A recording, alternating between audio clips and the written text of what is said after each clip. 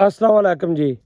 ਅੱਜ ਮੈਂ ਇੱਕ ਪੋਸਟ ਪੜ੍ਹ ਰਿਹਾ ਸੀ ਜਲਾਲਪੁਰ ਭੱਟੀਆਂ ਦੇ ਭੱਟੀ ਬਰਾਦਰਾਨ ਮੀਆਂ ਸ਼ਾਹਿਦ ਹੁਸੈਨ ਭੱਟੀ ਤੇ ਮੀਆਂ ਜ਼ੈਦ ਹੁਸੈਨ ਭੱਟੀ। ਉਹਨਾਂ ਦੀ ਤਕਰੀਬਨ 350 ਕਿੱਲਾ ਜ਼ਮੀਨ ਹੈ ਜਿਹੜੀ ਉਹਨਾਂ ਠੇਕੇਦਾਰਾਂ ਨੂੰ ਦਿੱਤੀ ਸੀ ਠੇਕੇ ਤੇ। ਉਹਨਾਂ 350 ਕਿੱਲੇ ਦਾ 3 ਕਰੋੜ ਰੁਪਈਆ ਠੇਕਾ ਬਣਦਾ ਹੈ। ਉਹਨਾਂ ਸਾਰਾ ਠੇਕਾ ਮਾਫ ਕਰ ਦਿੱਤਾ। ਮੀਆਂ ਜ਼ੈਦ ਹੁਸੈਨ ਭੱਟੀ ਤੇ ਮੀਆਂ ਸ਼ਾਹਿਦ ਹੁਸੈਨ ਭੱਟੀ ਦੋਵਾਂ ਭਰਾਵਾਂ। ਮੀਆਂ ਸ਼ਾਹਿਦ ਹੁਸੈਨ ਭੱਟੀ ਇਸ ਟਾਈਮ ਸਾਡੇ MP ਹਨ, ਠੀਕ ਹੈ। ਤੇ ਉਹਨਾਂ ਦੀ ਮੈਂ ਮੁਹੱਬਤ ਨਾਲ ਸਲਾਮ ਕਰਦਾ ਹਾਂ। ਹਕੀਕਤ ਗੱਲ ਹੈ, ਵੇਖੋ ਉਹਨਾਂ ਦੇ ਅੰਦਰ ਦਰਦ ਪੈਦਾ ਹੋਇਆ ਹੈ।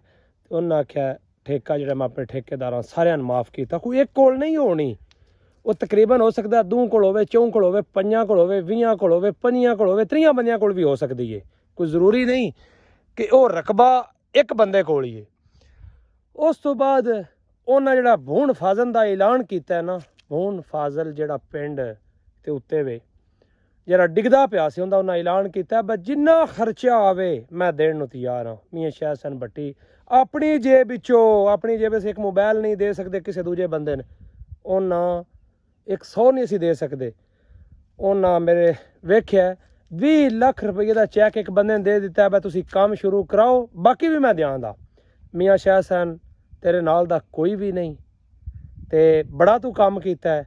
ਅੱਲਾ ਤੈਨੂੰ ਹੋਰ ਇੱਜ਼ਤ ਦੇਵੇ, ਲੰਮੀ ਜ਼ਿੰਦਗੀ ਦੇਵੇ, ਤੁਰਫਾ ਆਮਾ ਦੇ ਕੰਮ ਇਹਦੇ ਹੋਰ ਕਰਦਾ ਰਵੇਂ। ਲੇਕਿਨ ਥੋੜੀ ਸਾਰੀ ਨਜ਼ਰ ਸਾਡੇ ਪਿੰਡ ਚੂਕ ਤੇ ਵੀ ਪਾ, ਇੱਥੇ ਵੀ ਬੜਾ ਦਰਿਆਓ ਦਾ ਕਟਾ ਹੈ, ਕੋਈ ਥੋੜਾ ਜਿਹਾ ਸਾਡੇ ਜੋਗਾ ਵੀ ਹਿੱਸਾ ਇੱਥੇ ਵੀ ਗੱਲ। ਅੱਲਾ ਤੈਨੂੰ ਖੁਸ਼ ਰੱਖੇ, ਆਬਾਦ ਰੱਖੇ, ਵਸਦਾ ਰਵੇਂ। अस्सलाम वालेकुम।